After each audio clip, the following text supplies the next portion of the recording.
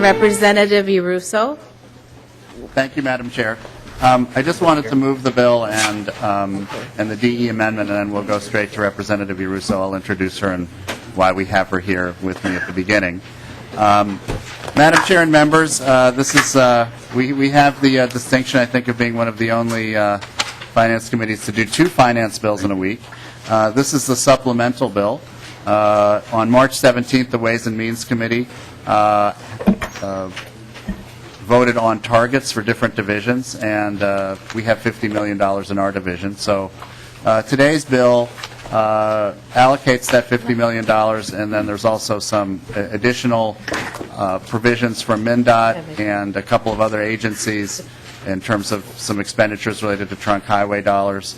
And I'll go through the bill in a minute, but first I wanted to move House File 3260 for referral to the Ways and Means Committee.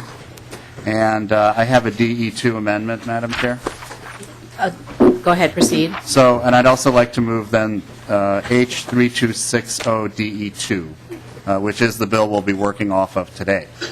Okay. So, Madam Chair and members, there are a number of different things in the bill. We'll go through that in a minute, but what I wanted to start off with is something that I didn't anticipate would be in a supplemental bill just a few months ago, but it has to do with the fact that our worst winter in almost 40 years has resulted in significant damage and wear and tear to our roads.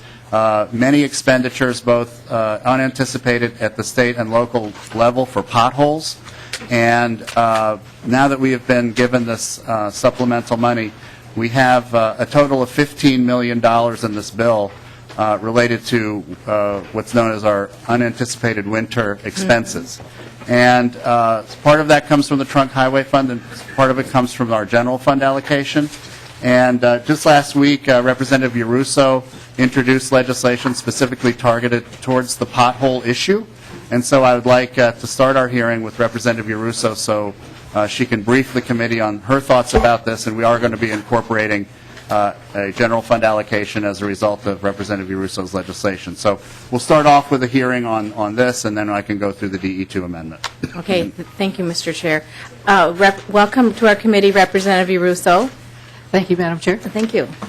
The bill that I dropped, which was House File 3267, appropriates $10,005,000 in fiscal year 2014 from the general fund to counties for repair and maintenance of county and state aid highways, specifically to address the concerns that Representative Hornstein just introduced, that the extra harsh winter we've all just been through has caused a greater than usual amount of damage to the roads.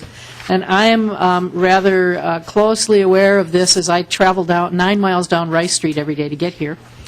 And for a period before they were able to start repairing those potholes, that was it was like an amusement park ride trying to dodge the potholes.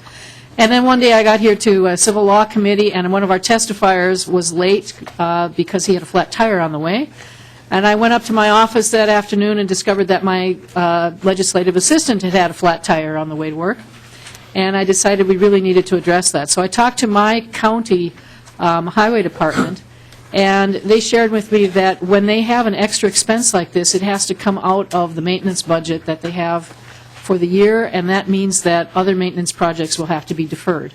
And that's one of the underlying, so to speak, problems behind this, is that when we have deferred maintenance on the roads, they're extra vulnerable to potholes when we get a severe winter like this. I kept it simple in my bill. The amount was chosen so that it could be divided among the counties, but I knew that when I got to your committee that you people that know a lot more than I do about highway maintenance funding would be able to figure out exactly how to allocate it. Thank you. Thank you, Representative Yarusso. Representative Hornstein. I think there might be some representatives from local government that may want to speak to this. I was told there are. This might be an appropriate time to come down.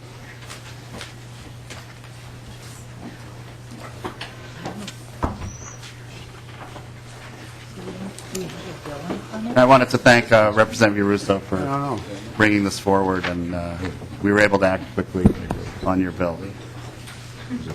We have the cities and the counties.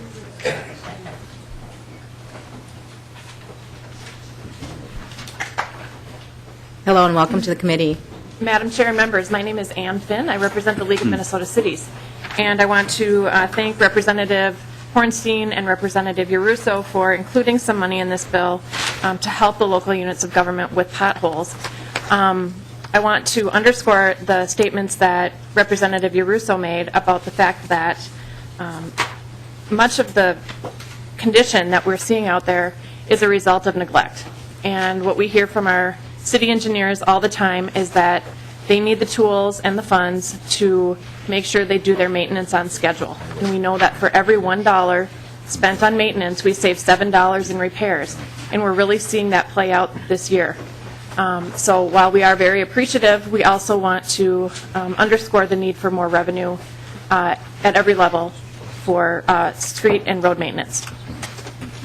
Thank you. Go ahead. Thanks. Thank you, committee, for having me here today. My name is Abby Bryduck. I am with the Association of Minnesota Counties, and I agree completely with everything. As Finn just stated, the need really is out there, and besides just this difficult winter, we have a lot of payment neglect, and which just makes the problem even worse. And a lot of people don't know how we work to repair the roads with potholes. It's kind of a two-phase process. We can't do that hot mix that's really a permanent fix until it gets warmer. So a lot of the fixes that we do right now don't last for very long. The potholes can pop out again, and it has to do with completely cleaning out the moisture and doing a fix around the pothole. So a quick fix for a pothole can be about $300, but then we've got to come back later in the season when it's thawed out and do a more advanced permanent fix that can be, start at $1,000. So, it's not just the cost of bituminous, it's not just the labor. I mean, there are different processes that go on with really repairing the road, and in the later stages, we can get into some serious resurfacing. So, this is it's kind of helpful for us to get people's attention about how bad the roads are, but that money, we can't thank you enough and for at least adjusting some of it so we can get started. Thank you. Do members have any questions? Okay, Representative Beard. Madam Chair, thank you. And I know things are moving fast around here, and we'll have more to say about that later, I'm sure. But questions aren't to these testifiers, just to the author of the bill, or maybe the chairman of the committee. So maybe I need to withhold, or if they're coming back. Thank you. Madam Chair, Representative Yarusso, I'm looking in the bill just on page 2 and 3. I see 3 different spots where money is allocated. Trunk Highway Fund, I just want your assurances of the committee that actually is going on the trunk highway system, on lines 2.28. Representative Yarusso. Thank you, Madam Chair. Representative Beard, that's not in my bill. My bill is a few lines long. Representative. So, Madam Chair, then to the author of the bill, then, the one we're looking at here, is Representative Yarusso's bill incorporated into this DE amendment that we're going to take up in a few minutes yet, or is this on top of that? Representative Hornstein. Madam Chair, Representative Beard, the concept of her bill, which is to spend general fund money for local roads at the county and city level, is in the bill. That's $5 million. In her bill, it calls for $10 million. We have 5, but we have an additional $10 million from the Trunk Highway Fund in the bill, and I can assure you that will go in the trunk highway system. The general fund money is for the local share. Representative Beard. Thank you, Madam Chair. Then I'm going to have to search through this pile of papers and actually find Representative Yarusso's bill and look at it. Thank you. Okay. So, members, Representative Hornstein. I'm happy to, I think Representative Yarusso and I would be happy to answer any additional questions. Again, just to clarify, Representative Yarusso introduced House File 3267, and that was general fund allocation on potholes. We've incorporated the funding, part of the funding called for in that bill in the DE2 amendment. Okay. Representative Hausman. Thank you, Madam Chair. I think when we talk about this little thing, and it is a small fix, I don't think we're fair to anyone without talking about the whole context. And this issue of how we build roads is not new. It's been around a long time. I can remember years ago, I believe Carol Molnow might have been the chair of Transportation Finance. raising the question, do we do a cost-benefit analysis when we decide to what standard are we going to build roads? Because this has to do with the standard we build, as opposed to, for example, Europe. Now, at the time, I was told, well, if you want to pay as much gas per gallon as Europe does, then we can build roads to that standard. But ultimately, that is what we have to ask ourselves. What is the quality of our infrastructure? What does make sense in terms of how we spend our money? And the disinvestment, the underinvestment, we're feeling in a number of areas, and I'm just going to speak to my area, which is capital investment, bonding. I've never, ever, ever had so much pressure to name road projects in a bill, which we don't do. I did it once, much to the chagrin of my friend Bernie Leader, $5 million for something, but the pressure this year, including from my own county, to name road projects so that we can do economic development is huge. The problem is, once you start naming projects, it's very hard to be fair. Everyone thinks their project that will spur economic development is absolutely the most important. But that message is heard across the state. So this enormous frustration that we bring to this discussion today, I can feel it in the room. We are nibbling at the edges, but it is only that. It is nibbling at the edges in all the areas of infrastructure, an underinvestment that we somehow have to face and share mutual responsibility for. Thank you, Representative Hausman. And actually, Representative Beard and I just met with the commissioner, and we were discussing just about maintenance in general for this winter, and one maintenance sweep to help a big storm was $17 million. And what makes me think of what you're talking about is, he had mentioned in that meeting 80% of our infrastructure is in our roadways in Minnesota. And so the need's not being met with the necessary funding, and so people are going to you on your bonding committee and saying, help. Interesting. Okay, so Representative Johnson. Thank you, Madam Chair. And Representative Hausman, I just want to pick up on that a little bit, because I share your concern about that. As everyone in this room knows, I care about Highway 14, but you do not see me trying to earmark funds to Highway 14. I think we have a perfectly fine vehicle, the Corridors of Commerce, to fund roads like Highway 14. I'm confident that Highway 14 is competitive within that process, but the process needs to work out itself. And so I think the situation is such, it's both the need to have the generalized approach as opposed to an earmark approach, and secondly, a reminder to everybody that we need sufficient funds. We're dealing with, around $50 million today, and I think everybody in this room also understands that's minimal. Last week, I voted for the HF 2395, the major bill, because that offers hope to the state of Minnesota to have a real transportation system, and I was very proud to present that vote. I would also say that let's remember we have a large surplus at this point in time, and I hope there's opportunity down the road for a more major investment in transportation, that some of that surplus can be wisely used for one-time money, such as the purchase of right-of-way, which can help move projects along, give them access to some federal funds. But the business of earmarking is a really slippery slope, and puts at risk a lot of what we seek to do. So I commend you, Madam Chair, for what you're doing with the bonding and standing and making sure that we're on that level playing field. Minnesota works best when we do it that way. Thank you.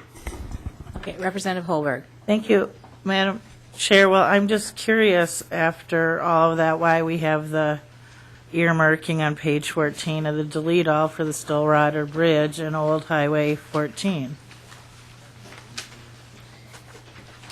Representative Hornstein. Madam Chair, Representative Holberg, when we go through the bill, I'll have MnDOT talk about this. This is related to a joint agreement between the state of Minnesota and the state of Wisconsin. It's for the old Stillwater Bridge, not the new Stillwater Bridge. And I think there are some interstate compacts that are using trunk highway money that we have some commitment to in the state of Minnesota. So I wouldn't characterize it necessarily as an earmark, but I can ask MnDOT to talk further about that. I don't know, Madam Chair, if you would want to get into that now or once I go through the bill, but that's the context for it, Representative Holberg. Okay, we could stick with it when we get through the bill, to that portion of the bill. Representative Beard. Yeah, thank you, Madam Chair. And yeah, just to bring a little clarity back to the committee here for a moment, because I think what we're doing is we're talking about a bill that's out there that's not actually on the agenda, and we're not actually moving in House File 3267. Is my Correct. assumption correct? Yeah, that was introduced, and in lieu of a hearing, we're talking about the issue here. Talking about the issue, right. Thank you. And so, Madam Chair, and just for the benefit of the committee, because I like shedding light where I can, it was explained to me that on page 3 of the bill, lines 3.16 and 3.26, that equals the $5 million from the general fund, I believe, Mr. Chairman, that you referred to, that is going to be dispersed through the formula for emergency pothole repair. Is the committee understanding that correctly then? That's where the $5 million is? Madam Chair, Representative Representative Beard, that's correct. Okay. So, Madam Chair. Representative Beard. Mr. Chair, the $10 million number that we heard, that is what is in the bill that Representative Yarusso had introduced. It isn't actually in front of the committee, but the $5 million that we're going to put in and coming up here shortly is actually in the bill then. Representative Hornstein. Madam Chair, Representative Beard, there is actually a trunk highway allocation in the bill for this purpose that is not, Representative Yarusso's is not trunk highway money, but it is $10 million. So we have a total of, what the committee needs to keep in mind is we have a total of $15 million for potholes, $10 million from the trunk highway fund, $5 million from the general fund. Trunk highways, of course, go in the trunk highway system statewide, and then the $5 million will be dispersed via the formula that we normally use for cities and counties. Madam Chair, and that's the point I was trying to get at for the committee. Thank you for helping me clarify that, Mr. Chairman, that this actually is going through the existing channels and the existing formulas that are in play. Correct. It's just a little extra money to help them catch up with the pothole repair. Correct. Madam Chair, thank you for the clarification. Okay, thank you. Representative Earhart. Thank you, Madam Chair. I actually consider earmarking when we do the quarters of commerce. I don't think there's any question that that's a departure from our real don't earmark stuff. So if you feel, that's right, it is. So if you want to know, when you name a project in here, that's earmarking, whether it's quarter of commerce or you just put your name on it. I don't know what. We have departed from that, and I think it's too bad, but that's what we're going to do, and apparently that's what we're doing now. Okay. I have a pothole I'd like to suggest that you fill, Mr. Chairman. If we want to name names, why, I got one. Representative Hornstein. Well, thank you. Just to perhaps summarize this section of the hearing, I think every Minnesotan has a story about the state of our roads right now and particular problems that have just surfaced in the last couple of weeks. And so this is a way to respond to that. But I agree with Representative Hausman and others that have said that this is a symptom of a much broader problem of underfunding transportation.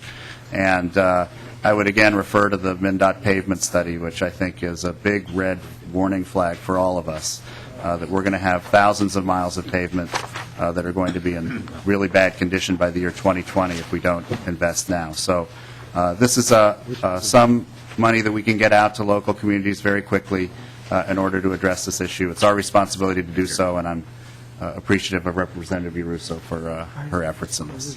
Thank you. And So Representative with that, Madam Chair, do you want to have one last Yes. thought here? Thank you, Madam Chair. The representatives of local governments mentioned that the added expense of doing things as repairs rather than as maintenance to begin with. But there's another hidden cost in putting off repairs like this, because those of us that experience damage to our vehicles end up paying for it in a different way.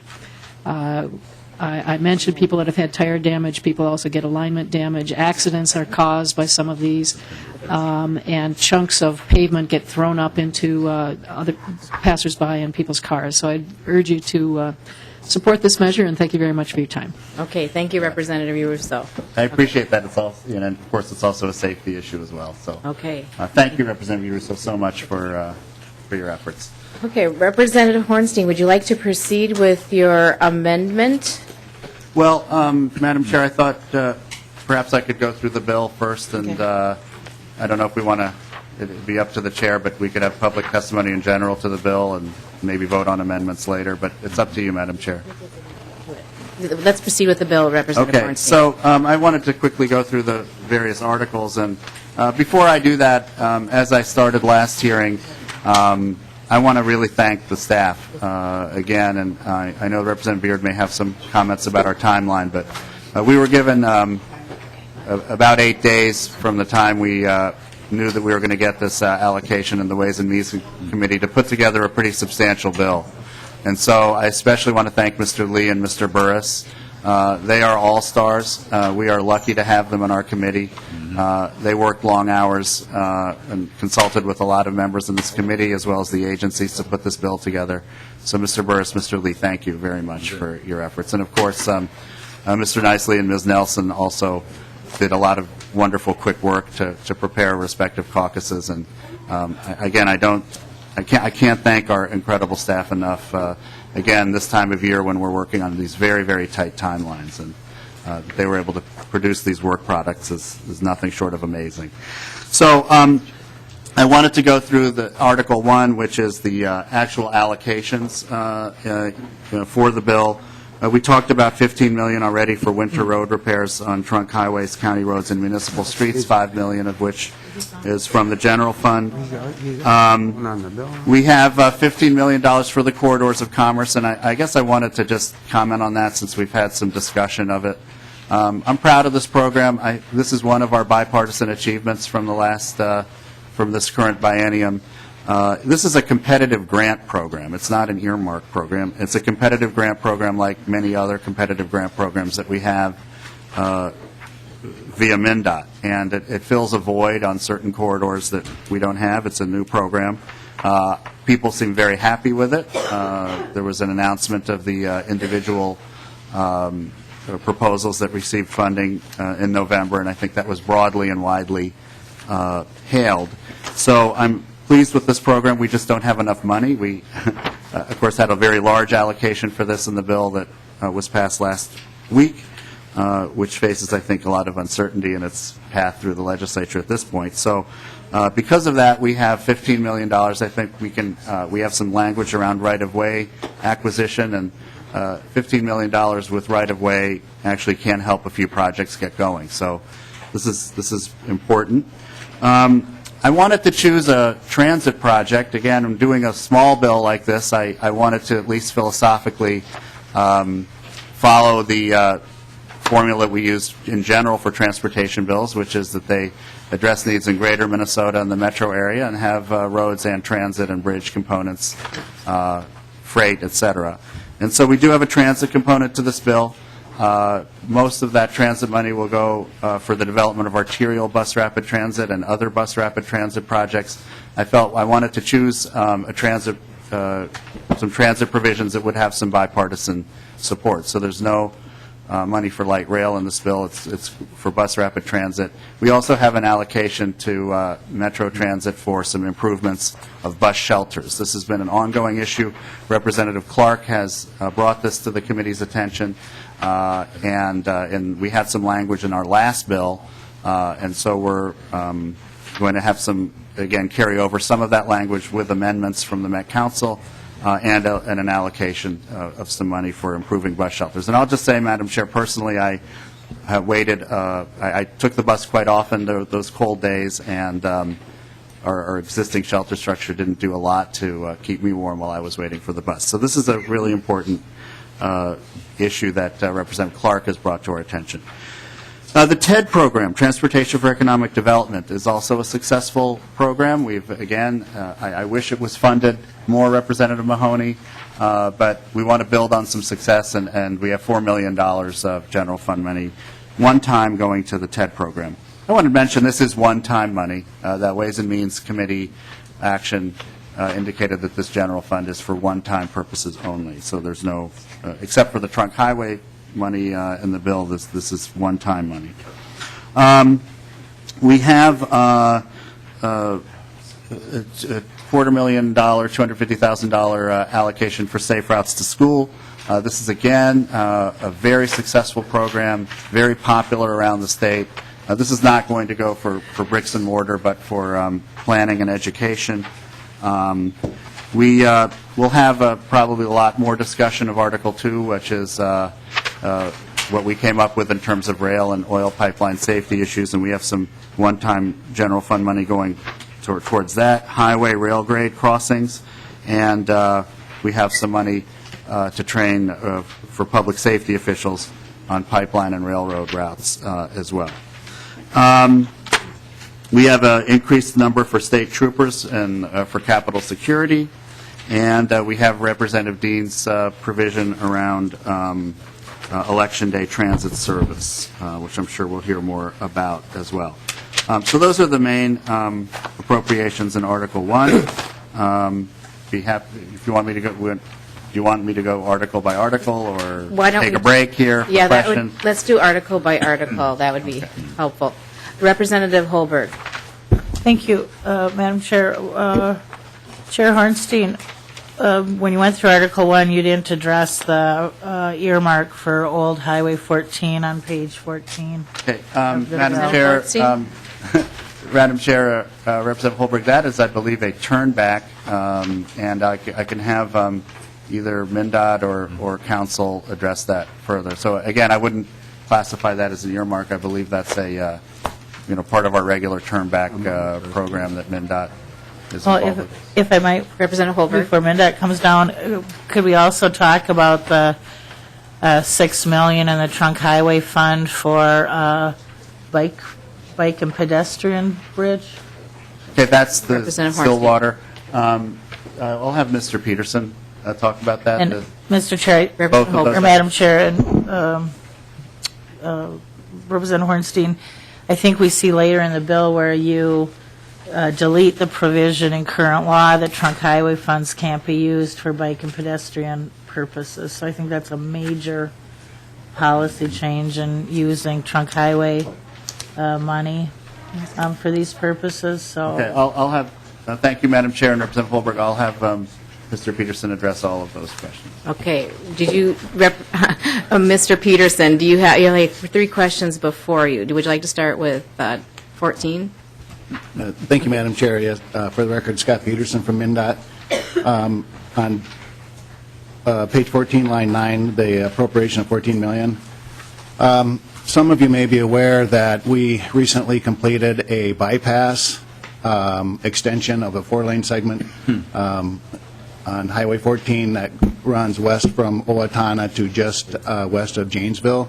So that was all on new alignment, which left the old Highway 14 that ran through the city of Janesville and the city of Waseca as basically an unneeded segment of the trunk highway system. And so we entered into negotiations with Steele and Waseca counties to turn that road back to the counties, which is common practice in those situations across the state.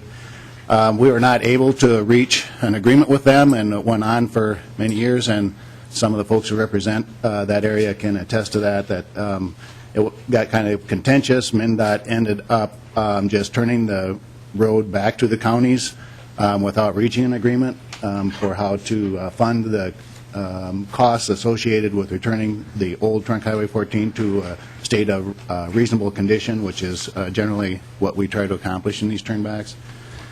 And so subsequent to that, the counties took us to court. We were able to reach a settlement with the 2 counties outside of the courtroom. And so the funding and the terms that are within the bill here reflect the terms of that agreement.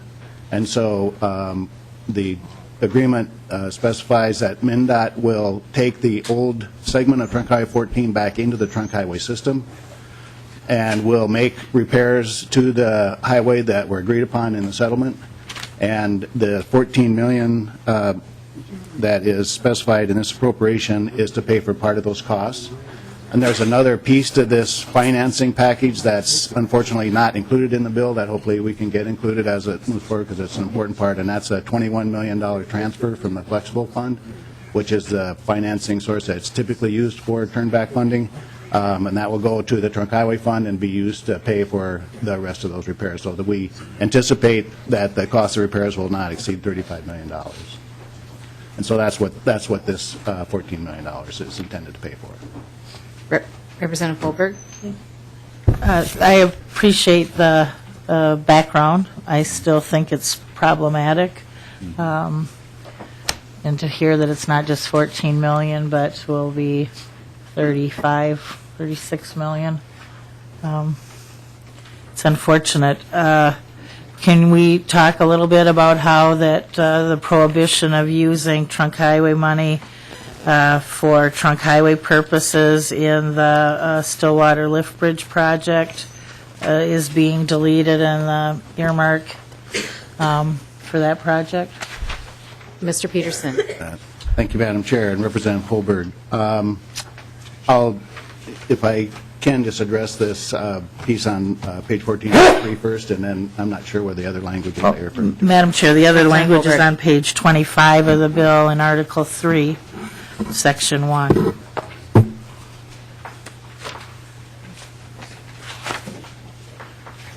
And Madam Chair, I mean, we hear over and over again how there's not enough money for roads, and we don't have enough money in the Trunk Highway Fund. And a term that this committee has used over the years is leakage. When we divert money that was taken for road purposes and use them for non-road purposes, I'm trying to avoid that. Given the pressures in our road funds, it's a little alarming to see that we're going to now take $6 million and use it for a pedestrian and bike bridge. Mr. Peterson? Thank you, Madam Chair. And Representative Holberg, the Section 1 in Article 3 refers to, I believe, the endowment that's created and to which the $6 million, up to $6 million is appropriated on page 14.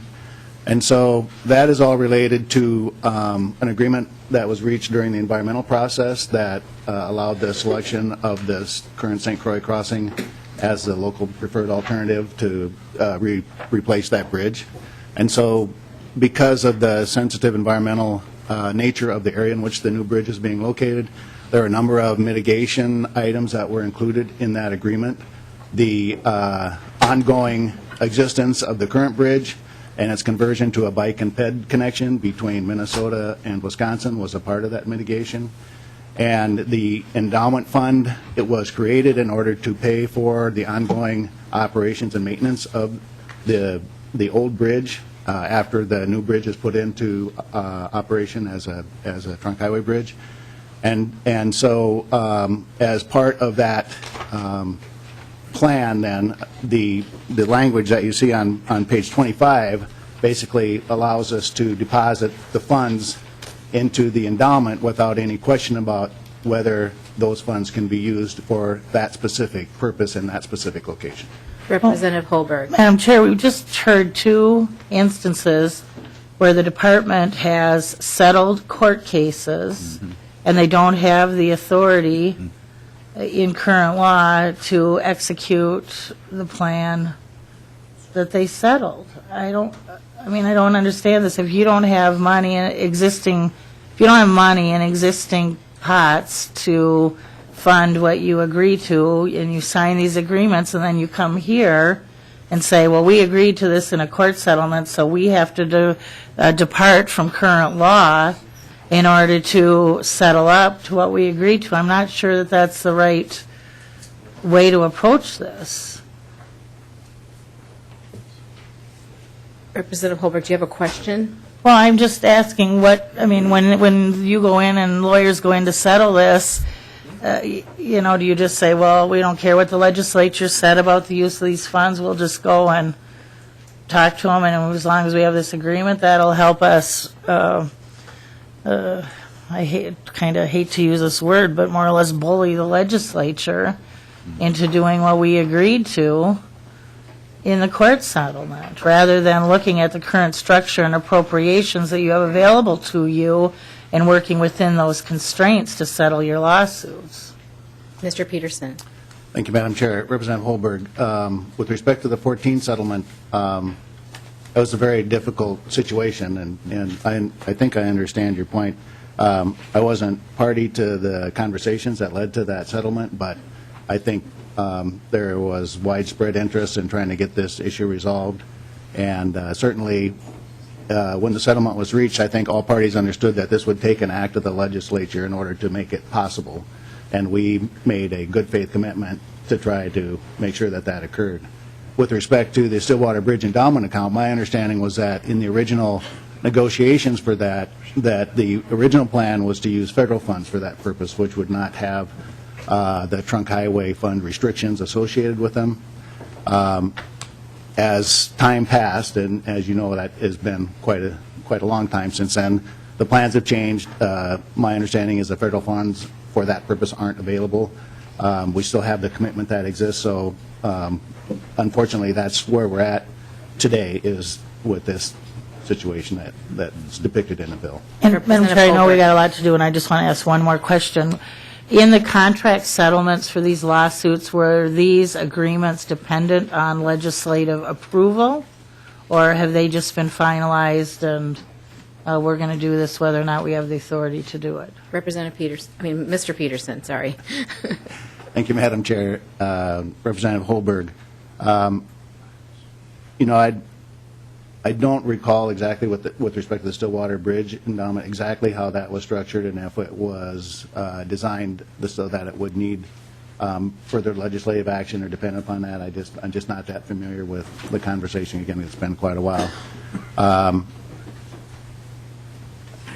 And as you know, that was another very contentious issue, and so we tried to make what we thought were commitments that were in the public interest in order to allow us to pursue with that project. Then with respect to the 14 settlement, I know that there was conversation with the Waseca and Still County folks that this would take legislative approval in order to make this possible. So we didn't assume that it would occur. It is my understanding we communicated to them that we would do our best to make sure that all the legal barriers were eliminated so that we could pursue this course for the settlement. And Representative Holberg? Madam Chair, I don't know that I got definitive answers, so I'd appreciate if somebody that was involved in the negotiations and is familiar with the contracts that the MnDOT entered into, what the fine points of those contracts are. Mr. Peterson? Madam Chair, Representative Holberg, we can get you that information and provide it to you and the rest of the committee. Thank you. Yeah, thank you. Representative Hausman, is it to this point? Yes. Okay, Representative Hausman. Just in defense of MnDOT, I think we have not provided any revenue for them to have any flexibility anymore to solve any of these problems. I mean, this is one of many problems that they have, and I don't know how they have any funding flexibility anymore. Now, frankly, I was one of those who opposed the building of the Stillwater Bridge. I thought that was twice as much as the 35W bridge, and we couldn't afford it. But I lost that battle, and I don't think MnDOT made that decision alone to do the Stillwater Bridge. So, we're holding a department responsible for decisions we are failing to make. We are simply not providing the revenue that all of us are somehow expecting. So not that they need my defense, but I think we have to sort of face the facts here. We are imposing responsibilities on the department, including when they're taken to court, and lose those decisions to somehow create the money to pay for it. And it just seems to me, again, the context in which we're discussing this today is the problem. Representative Mahoney. Thank you, Madam Chair. I actually have three questions. Is the trust fund should generate roughly $500,000 a year at a $12 million trust fund.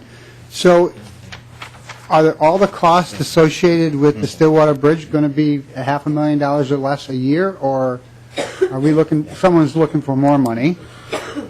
Are you ever consulted in these lawsuit settlements? Because you're the one who has to come up and get beaten up here. It's not the lawyers that come up here. It's you that have, you that get the gray hair. And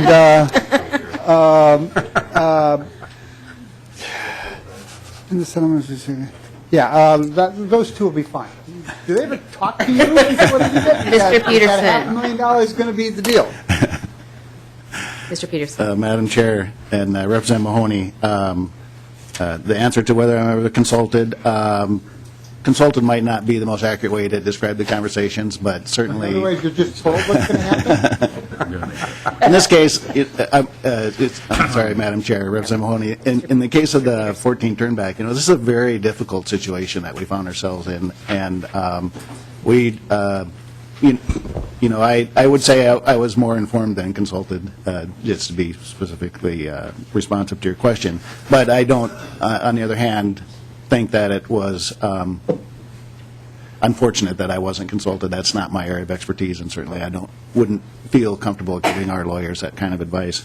With respect to the endowment, I think one of the reasons why we are coming forward with this appropriation request this year is so that we can get the endowment established and start to earn income on the endowment, so that when the bridge is in need of maintenance sometime in the future, and I should qualify that to say before we convert it to a bike ped facility, we're going to fix it up so that it's safe and usable for the foreseeable future.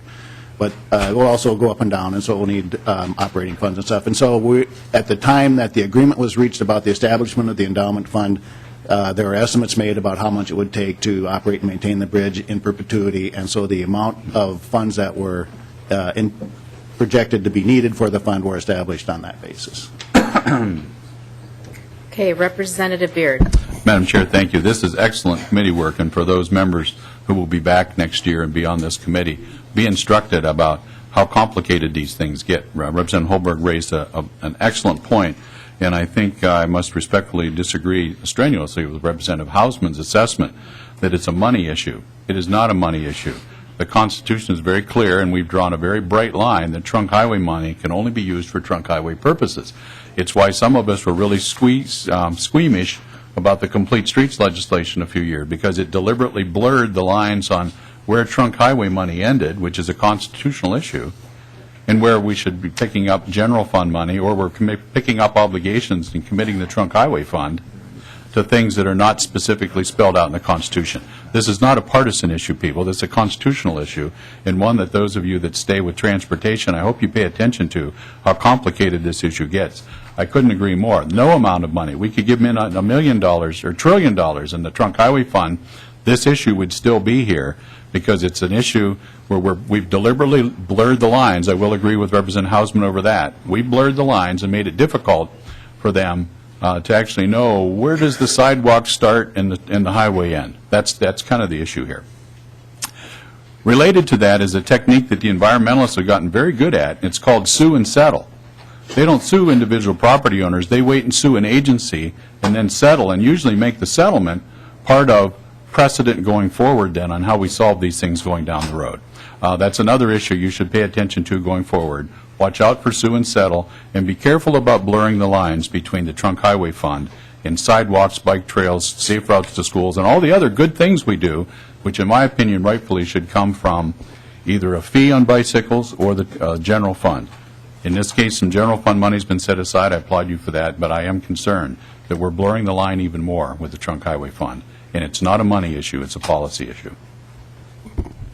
No question here, just a comment. Representative Benson. Thank you, Madam Chair. Just a comment. It seems as though we've started the committee, and it's about a fallback to last week, and we need more money, and we had the TV cameras in here earlier, I guess, so that folks would know that we're concerned about potholes, and absolutely we are.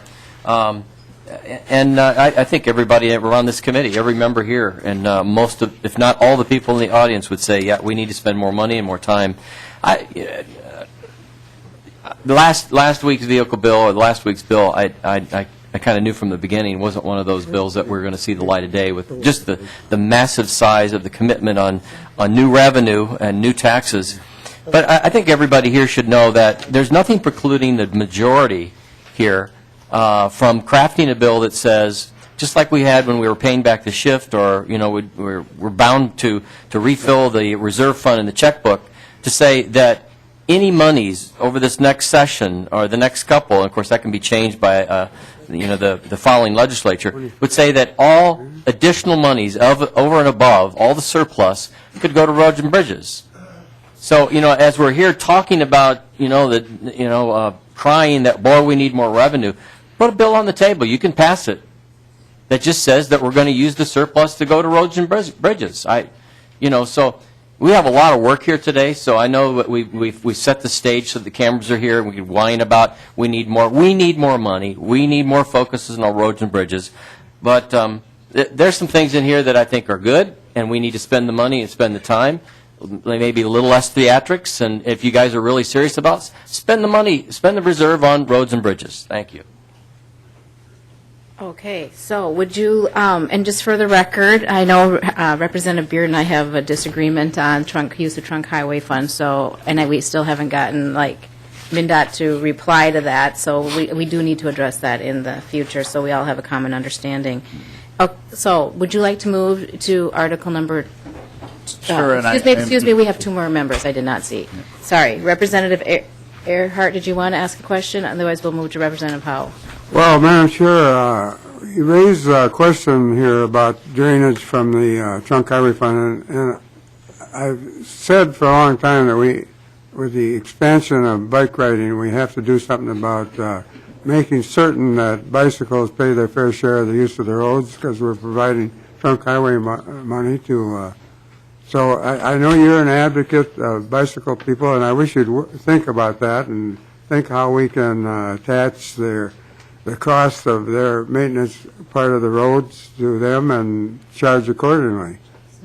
Thank you. Okay. Representative Howell. Thank you, Madam Chair. And Mr. Peterson, my question is, I think the discussion got blurred a little bit on the bridge and on Highway 14. I don't believe those were court settlements. Those were both settled out of court, were they not? Mr. Peterson. Madam Chair and Representative Howe, that's correct. The Stillwater Bridge was a negotiated settlement during the environmental process. And the Highway 14 was a settlement directly with the folks from Steele and Waseca counties. Representative Howell. Thank you. I think that just put some clarity on it, and I think we need to be careful then. I think that's something that MnDOT needs to take back to those folks that are making those decisions, that they have to make that on the condition that they get the proper funding, because otherwise they can hold us hostage for a lot of things instead of letting that go to court and have the court decide, you know what, the law doesn't provide those funds from the highway fund. We'd have to get them from someplace else. So I just think we need to be careful when we go forward with those types of decisions. Thank you. Okay. Representative Hornstein, would you like to proceed to Article 2? Thank you, Madam Chair. This may not be the last of what we see from Mr. Peterson today. Okay. I think there's some other provisions that he'll be talking to us about. Okay, so members, Article 2 is really the result of a lot of work that took place since the beginning of session. This relates to this issue of oil transportation safety. You'll recall we had 2 full days of hearings.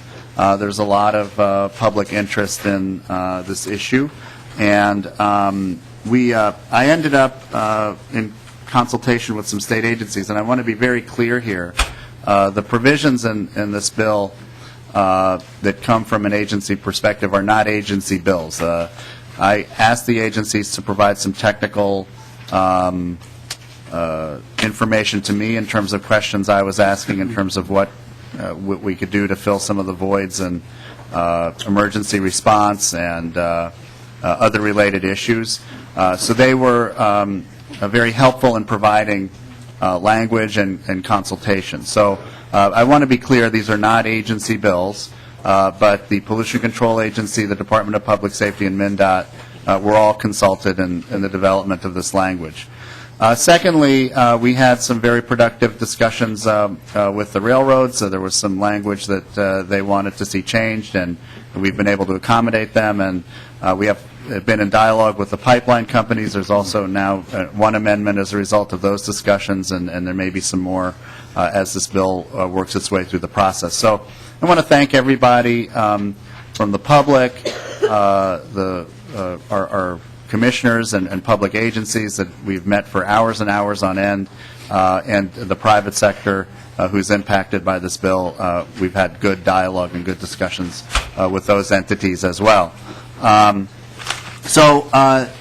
want to first start with the specific transportation-related provisions. So, by the way, Madam Chair,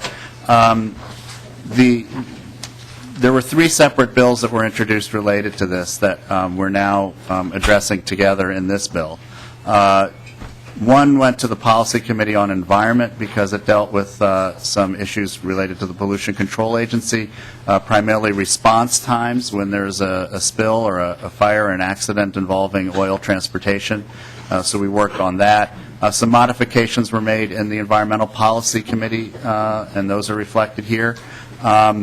We went to the Public Safety Committee to address the issue of first responders and deal with some of the concerns they had about this question. Again, with the real significant increase in oil being transported through our state, both by rail and pipeline, we wanted to identify more clearly and more closely where we could fill some voids in public safety and public safety response. And again, modifications were made to the bill there.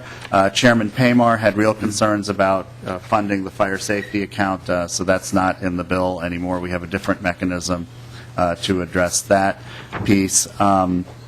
We felt, as a matter of principle, that the public and private expenses should be shared, and we have in the bill a assessment on the private sector companies that are transporting the oil to help in the emergency response issues. The third bill, which is really before us, and I think because this all relates. I mean, there's PCA provisions that relate to transportation. There's public safety provisions that relate to transportation.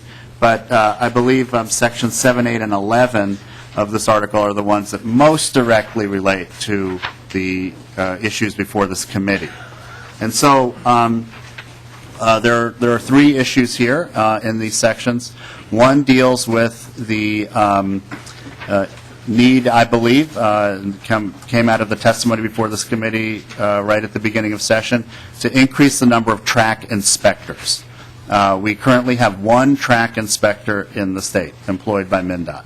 And again, given the significant increase in oil transported by rail, the fact that we've had a number of violations that were reported to us on the record by Mr. Gardner, I believe, when he testified, there's just a need to have more inspectors. And so that's accomplished in this. We want to study more or thoroughly some other safety issues and grade crossings, and we do allocate $5 million for grade crossing improvements as a one-time expense. And my understanding is that quite a number of grade crossings can be improved with that money. So those are the specific transportation provisions that I would think the committee would want to focus on. But again, given the fact that it's very difficult to I think all of these issues relate in one way to the other.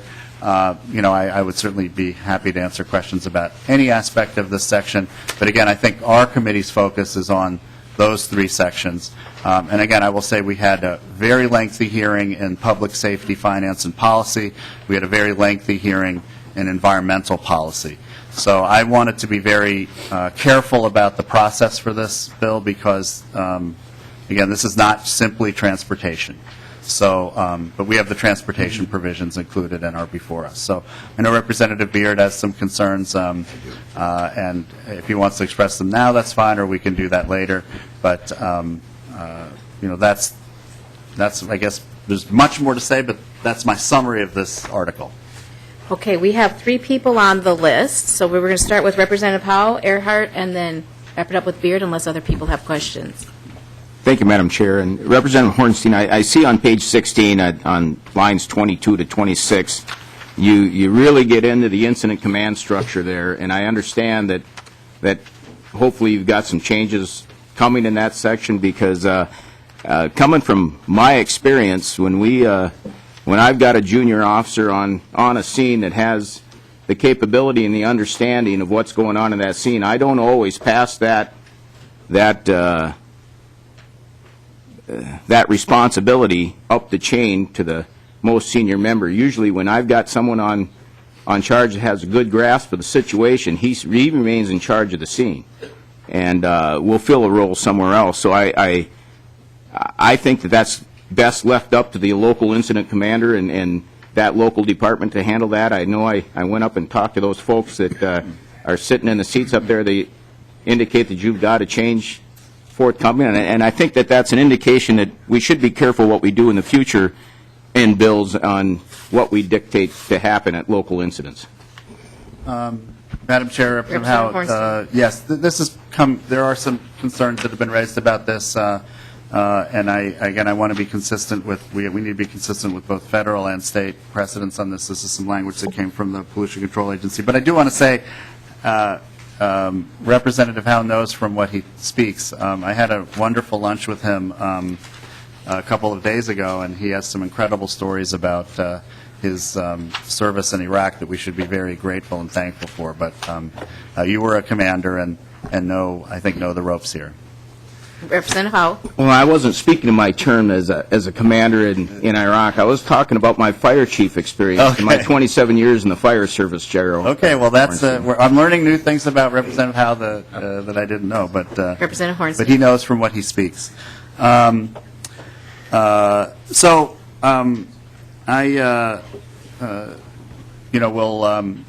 We'll continue to talk with the stakeholders about this particular section, and we'll come up with some language on that. Representative Earhart. Thank you, Madam Chair. Representative Hornstein, at one time there was talk about a fee or a charge, a tax of some sort on oil transportation. I don't know if that's in here, and if so, how much is it, and where is it indicated? And Representative Hornstein. Thank you, Madam Chair. Representative Earhart, yes, I wouldn't characterize this as a fee or a tax. In state law, we have a precedent where the railroads were, there was legislation, and maybe Mr. Burris can tell me exactly when, it wasn't that long ago, I think maybe 07, 08, where we saw this void in inspectors. And so there was some negotiation and agreement between MnDOT and the railroads that they would fund inspectors, this one inspector. So, we're using that precedent to fund some additional inspectors, and then using that precedent to fund some additional resources for the Department of Public Safety in terms of training, additional fire service training, possibly equipment. That's been a real item of discussion because, I understand one tower can cost $2 million. So, we don't know exactly. There is a report required in the legislation to do kind of a needs assessment. But there's no dispute about additional training resources that are needed and very likely additional equipment. So we came up with, Representative Earhart, a figure of the one-time money. We're going to allocate $2.5 million, and then the other $2.5 million will come in subsequent years, up to 5 years, split between railroads and pipeline companies, an assessment, similar to what we're doing with the track inspectors. And this, at the request of the private sector, we sunset this at 5 years so we can revisit it to see whether we need more resources, perhaps less resources. This is a new issue that we need to address, and I think there's a real interest in at least getting some resources out the door right away to our first responders. And it's not simply just the fire service. We have EMTs, CAT teams, et cetera, that are also going to be eligible for the grant program that's going to be funded, under this section. Representative Earhart. Thank you, Madam Chair. Is this trunk highway money now that we're using for this, or where is it coming from, and how much is the fee, or where are we attaching every gallon of pipeline or every tank load of oil, or what? Madam Chair, Representative Earhart, not at all. So first of all, there's no trunk highway money, not a penny.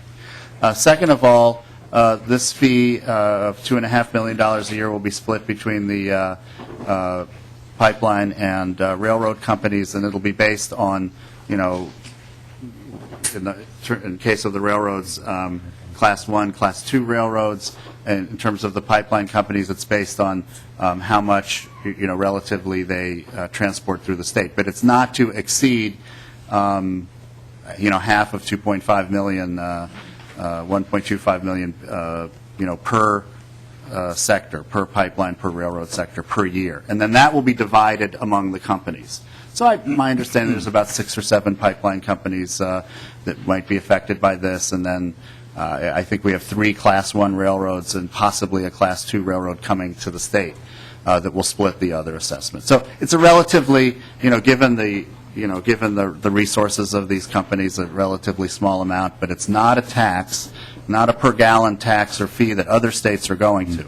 The state of New York, the state of Washington, the state of California, either they've enacted or have proposals going through their legislatures to actually have a very specific tax per gallon on, directly assessed for this purpose. That tax going through their individual states. That's not the approach we're taking in this legislation. Well, Representative Earhart? Mr. Burris, Madam Chair, can you point out the fiscal note on this that tells us how much money we're raising from whom? Mr. Burris? Madam Chair, Representative Earhart, this is new language. There actually hasn't been a fiscal note produced, but the amount raised is specified in the language. I'll direct you to page 23. Page 23, lines 4 to 14 contain the assessment language. That's part of the new statute that sets up a new account, places the assessment money into the account, creates an annual appropriation to the Department of Public Safety, and then specifies some of the uses of the funds that are raised through this. There's also a transfer of $2.5 million from the general fund that Representative Hornstein had mentioned. That also goes into this same account. That's a one-time transfer. This assessment of $2.5 million is annual for 5 years. Madam Chair, this is now left the tax or fee, and now it's called an assessment, in other words. So is that included in our category of what we're not supposed to be raising this year, or no? I don't know. Is that a question for Mr. Burris? I do not believe. Well, I was asking Mr. Burris. Sorry, okay. Madam Chair. Mr. Burris. Madam Chair, Representative Earhart, I'm sorry, I don't have an answer for you on that. The language of the bill refers to an assessment. I don't know whether how that would be viewed and treated by the legislature. Well, Madam Chair, we used to call a tax, a fee, a tax, and now we're going to assessment. So I suppose they're kind of all in the same category, but we're increasing obligation of somebody to pay the state. Thank you. Okay. Representative Beard. Thank you, Madam Chair. Members, Mr. Chairman, when this came up on the floor a couple of weeks ago after your press conference with Minnesota350.org, first of all, that caused alarm bells to go off in this member's mind. Because we're talking about mostly oil, although I know that pipelines and railroads transmit all kinds of fluids that could be hazardous to human health if they're inhaled or spilled on and things like that. But the focus was on oil. It caused me some grave concern about what the bill was doing, where it was going. There was a little discussion on the floor about the assignment of the bills to committees and the stops they were taking, and I was asked to participate in that. And I think you know, Mr. Chairman, that that's not my style. I would rather do committee work in committee, because this is where people with expertise, like Representative Howell, for instance, like myself, for instance, that actually have been in the industry and understand how it works, this is where we can ask the good questions and drill down into what's going on, what are we really trying to do, how do we actually execute good public policy, and how do we assuage our concerns that an outside interest group is actually trying to do an end run on something else. Those are all concerns that were swimming through my mind whenever I was being asked to join into the discussion on the floor. I declined to do that because the assurance I got from several people was these bills were split into 3 on purpose, although it was rather unique, a unique strategy, but that at the end of the day they were all coming back to this committee, where I've served for almost 12 years now, where we could do good committee work and where people that actually know and understand the industry could ask the questions that were of concern, and we could make sure that the infrastructure, the basic infrastructure that largely works outside of the scope of the vision of the average citizen, could continue to do their work unfettered, and we could continue to address our concerns for public safety. That's my statement. So here I am today at 11:15, and finally I get to see these three bills. They're all wrapped into one delete-all amendment. We're going to be running out of time here to actually ask for testifiers and questions and to drill down into the concerns I have, although I've been on my own dime and outside of this place, been talking to folks who do have a stake in the outcome, and it appears that there's been some reasonable accommodation made. But I want you to know I feel a little left out, and I don't know that the committee, scratch that. Who cares what I feel? That's not the point. The point is this is the committee where we do that work, where we drill down into these issues. We're assigning new track inspectors. We're levying an assessment on the carriage of some kind of fluid. We're pulling pipelines into here for the first time in the history of the state. I mean, there's all kinds of precedent that's being set. Some of it has some really admirable outcomes. I really admire the work you've done, I think, with public safety, because I know that the railroads have worked with the Scott County Regional Training Facility and done some magnificent public safety work.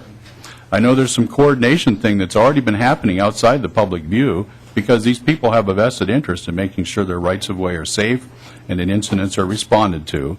Now it's being pulled into the public arena where we have agencies touching on it. But at the end of the day, we're still dealing with a transportation issue here and breaking some new ground.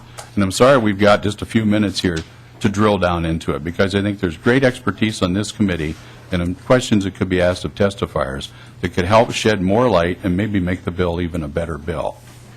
With that being said, I am going to ask the chairman if I can ask Mr. Gardner to come down for some questions about track inspectors, because I have some concerns about what we're doing there and how we're making this work and what lines we may be crossing or not crossing. Madam Chair, could I ask for Mr. Gardner? Yes. Yeah, can I just quickly respond to Representative Beard, Madam Chair? Okay, before I answer that, Representative Hornstein. Okay, thank you, Representative Beard. Thank you for that. I had always envisioned this hearing as an opportunity to do exactly what you're saying. We will take as much time as necessary to properly hear the transportation provisions of this bill, which are finance provisions. Obviously, there are related questions, but as it relates to track inspectors and grade crossings and the report we envision, this is the place to do it. We have set aside time this evening. I have asked anyone with concerns or those who support the bill this is their opportunity to testify. This is the hearing on the transportation-related provisions. I wish we would have, been able to accommodate everybody that wants to testify, but we had two hearings already about the general parameters of this bill, two entire committee hearings. But now we have specific language, and that has been improved through the committee process. So, Madam Chair and Representative Beard, you are absolutely correct. And I think we have a much better bill than the bills that were introduced publicly a couple weeks ago. And so these bills have been around. They've been floating around for 2 weeks. We had the Environment Policy Committee take a really good long look at it. We had the Public Safety Committee take a good long look at it. And I pledge to you, Representative Beard, this committee will take a look at the transportation provisions. We'll take as much time as we need to do it today and tonight, and we'll have everybody testify that has concerns. That's at least how I envision this. So, I hope Mr. Gardner will come and be able to answer your questions. Thank you. Okay, so with that, Representative Beard, you've requested someone to come down and I have. testify? Madam Chair, and I want to make this Question? clear to the committee, I have just two areas of concern I'll be asking for questions about. I don't intend to have a whole hearing and drag 39 testifiers down. That's not my style either, as I think you know, Mr. Chairman. But I do have some specific questions about the track inspectors. Then we'll get to another section of the bill later about yard lighting. I may have some questions about that, too, since I missed that committee hearing. But thank you. Madam Chair, my question to Mr. Gardner is these track inspector positions, I remember sitting in a committee where briefly we touched on a list of violations that have been alleged by the railroads that your department is aware of. And I know we have, I think, one track inspector in your department now. And so my question is, how did you become aware of those violations? Is that track inspector out there measuring gauge and running up and down the track in a high rail vehicle and recording violations, or how does he become aware, or that person, I don't even know who it is, how do they become aware of the violations that have been alleged by the railroads that your office is recording? Mr. Gardner.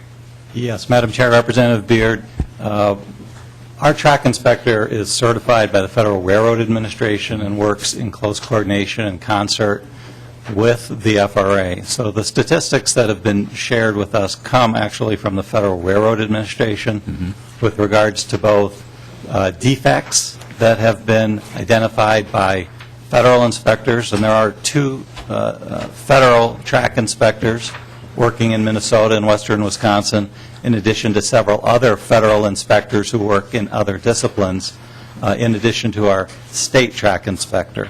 And so there are defects that have been identified, and I've shared some of those numbers, as well as what's called violations, which are more serious determinations of nonconformance with federal regulations primarily. Madam Chair, Mr. Gardner, the railroads themselves, do they employ track inspectors, and how many do they have? Have you identified that? Mr. Gardner. Madam Chair, Representative Beard, the railroads are required to do a certain level of inspection, and so they do have inspectors in place where they do operate. I don't know the specific numbers that they employ to fulfill that function. But the federal and state inspections are independent inspections. They're not duplicative of what the railroad inspectors are checking. I've consulted with the FRA about that, and they indicate that the state partnership program and the federal inspectors are performing additional inspections as they deem to be necessary. Representative Beard. Thank you, Madam Chair. And it's important to get that point on the table that there are actually, I think it's in the hundreds when you take into account the Class 1s and all the mileage they have, and the inspections they perform on a daily basis, and in front and behind of certain unit trains, like oil, for instance. There usually is an inspection being done at their own, because of their own standards. And I don't think that came out very clearly when you were testifying last time. In fact, I think the assumption that was allowed to linger in the air was that if it wasn't for a one-state inspector and 9,000 miles of track, there wouldn't be any. And that's just, I wanted to make it clear to the committee that's not the case. But now, new paragraph, new question. These three inspectors, two federal and one state, how do they get onto private property to do these inspections? Do they have to notify the railroads, or can they just put their test equipment on a track anywhere and start inspections? Or how do they get to the point of uncovering defects, violations, or things they're concerned about? Mr. Gardner. Madam Chair, Representative Beard, they do have authority to go onto railroad property. They check track, they check yards, they check equipment, rolling stock. They're able to check documentation of the railroad's operating practices. They do have federal authority to go onto railroad property at any time. With or without track warrants, clearances, anything like that? Mr. Gardner. Madam Chair, Representative Beard, certainly there are safety precautions that they need to take. And in most instances, they are consulting the railroads before they enter the property, is my understanding. Okay. So there is communication and cooperation between the inspectors and the railroads. Madam Chair, thank you. That's what I was trying to get to, that these people do not operate in a vacuum. There actually is a very high degree of coordination, and I wouldn't say collusion is not the word, because it's exactly the opposite of that. The inspectors who work for the railroads actually work in concert with the federal and state inspectors, if I'm not mistaken. Correct me if I'm wrong, Mr. Gardner. And whenever they find defects, everybody knows about it. It's not kept a secret. And that the state and federal inspectors actually work in conjunction with, I guess, in coordination with the railroad's own inspectors, because at the end of the day, safety is job one, and that's the point I wanted to make, because I wanted to dispel a lingering notion that somehow somebody was trying to get away with something by minimizing government employees as track inspectors as well. Is that the case, Mr. Gardner? Mr. Gardner. Yes, Madam Chair, Representative Beard, I think that's a fair characterization, and after you expressed your concerns at the last hearing, I did consult with the FRA more in detail about the nature of that relationship and how they work and conduct their inspections, and I think, again, that is a fair summary. Madam Chair, thank you. That was a lingering notion that was left, and I thought it was highly unfair of the people who were charged with operating the rail freight system in this state. I wanted to make sure that that was for the committee's consumption and for others who needed to hear that. I guess I'll just leave it with that.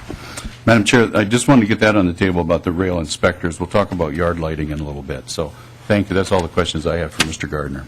Okay. Okay, Representative Hornstein. Okay, well, I guess we could go on to Article 3. I, again, hope that we can, Representative Beard, ensure that anyone who wants to testify can testify. I sent that message loud and clear to every stakeholder for that section. Okay, so Article 3 contains a number of provisions that are finance-related that have come out of bills that were advanced through the Policy Committee, through Chair Earhart's committee. You know, among those, hold on a second, we have a very important, small but I think important provision around creation of women veteran license plates. We tend to not do license plates. You know, we get so many requests, but the Representative Earhart heard this particular request, and I think it's very valid. We have a number of different veteran license plates, but not one specific to women, and if we can also hear that, you know, hear the women that are involved in that and their stories, but we do have a small expenditure around that, or actually fee around that. We have a simultaneous renewal of vehicle registration permits for overweight vehicle permits, vehicle registration permits for the overweight permits.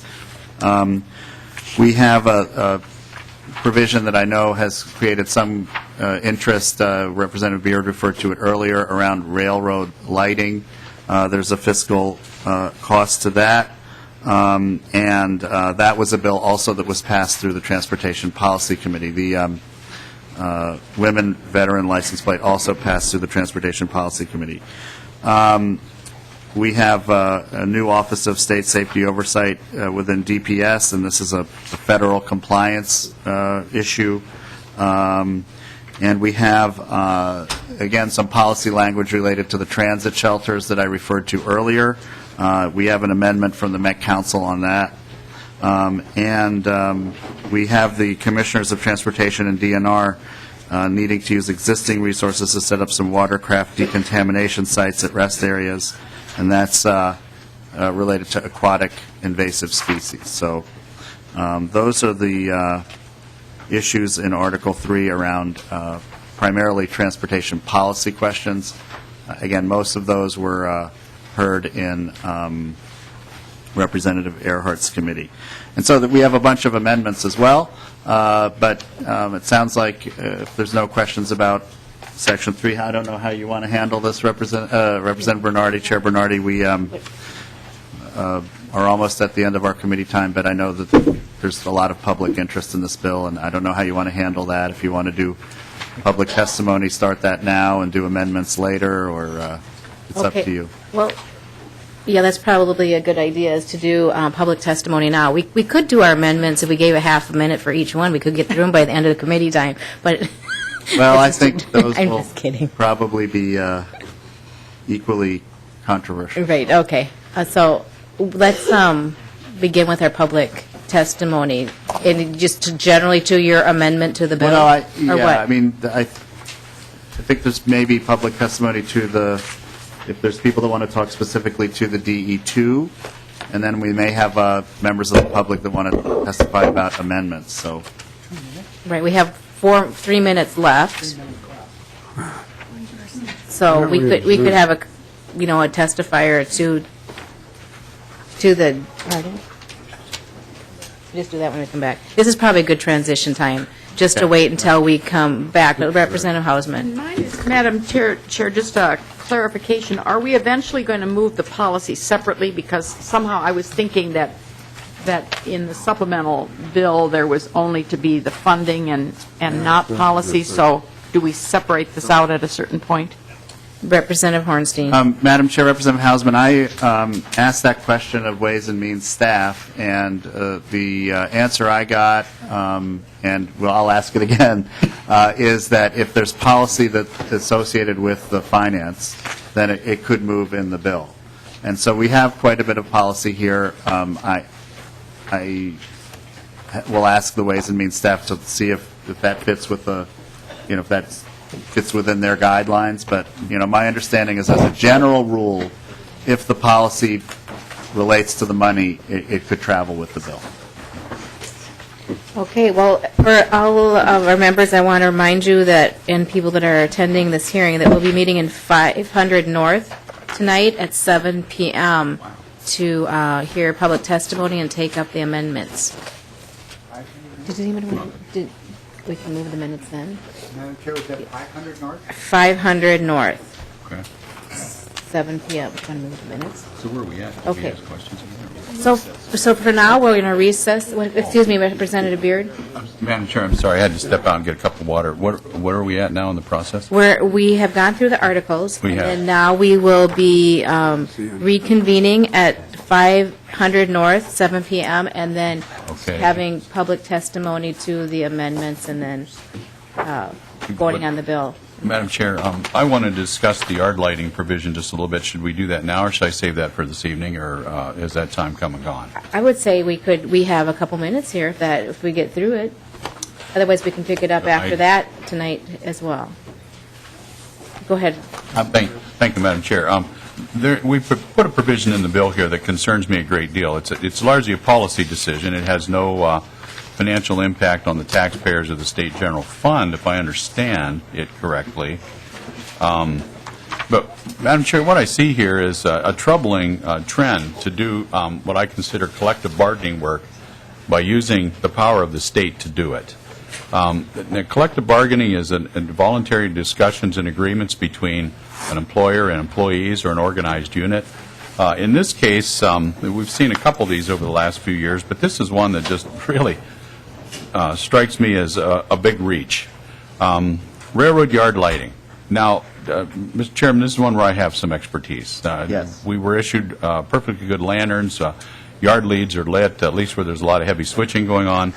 And again, I'm sorry I didn't weigh in more whenever this came up in policy here a few weeks ago, but I thought maybe the thing was so off the wall that it would just kind of lay around and go away. But here it is in this bill, and now we're actually providing the power of the state to fine carriers who don't put up yard lights that meet somebody's criteria.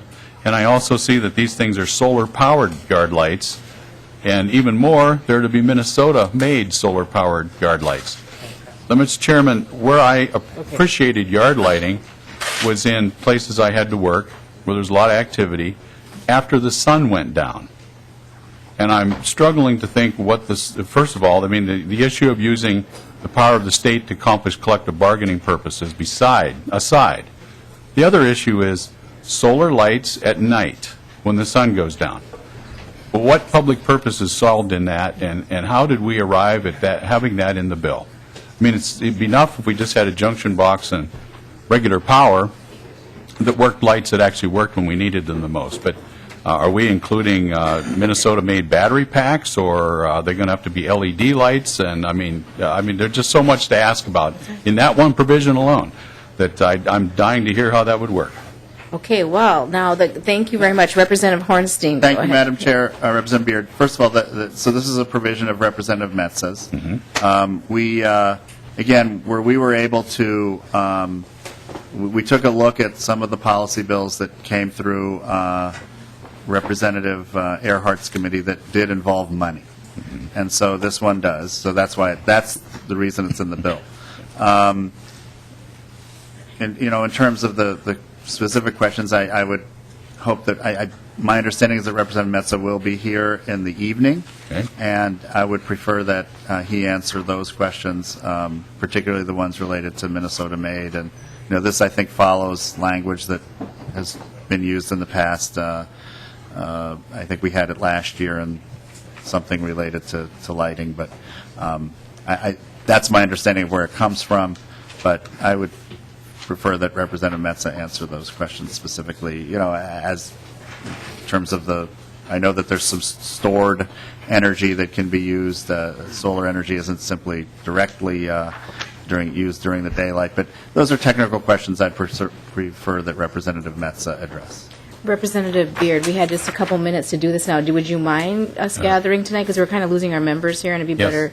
And this is important to committee work, Madam Right, Chair. exactly. I can hold those questions this evening, because there are just a few things. And just so the committee knows, on the entire bill, this will be the last issue I want to just drill down into, and then everything else looks like pretty reasonable committee work. But on this one in particular is one I think we need to go in with our eyes wide open. Madam Chair and Representative Beard, Hornstein. I have asked, I made a specific request to the railroad companies and to the advocates of this bill to testify before the committee. Thank you. And I hope that they can come back at 7, because I knew this was going to be one of the more controversial provisions, and it's only appropriate that we have testimony and Q&A from the committee. Okay, well, thank you. And Representative Sidney, before we go into recess, would you like to, we'd like to approve the minutes for March 20th. Would you like to move those minutes? Move that. Okay, Representative Sundin moves minutes for March 20th. All those in favor signify by saying aye. Aye. Those opposed? Okay, the minutes do pass, and we are now in recess.